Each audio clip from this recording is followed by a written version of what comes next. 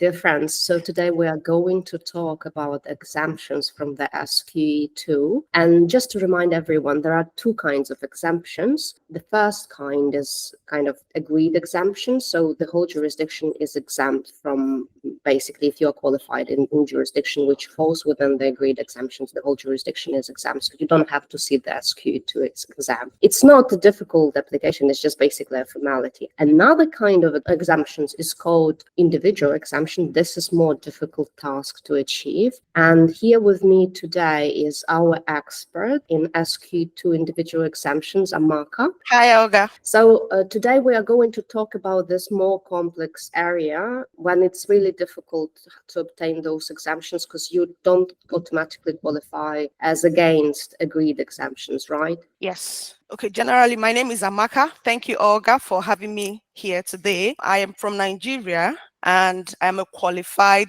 solicitor and barrister, because in Nigeria, you're qualified for both as a solicitor and a barrister. And I got qualified in 2017, December precisely. Coming to the UK in 2022, I decided to seek for ways to get qualified as a solicitor here in the UK. And doing my research, the SRA website, I discovered, yes, I could actually get an individual exemption because my country doesn't have an agreed exemption, just like you said. So you have actually the first-hand experience of successful application, and you've been exempt from SQE2, right? Yes, I started my application in 2022. That was late December, started with gathering my documents and evidence. Since then, by February in 2023, I gained exemption. Perfect. So Amaka is an expert on individual exemptions. She went successfully through this process, and she will guide you how to obtain, if you're actually eligible, what is required for that.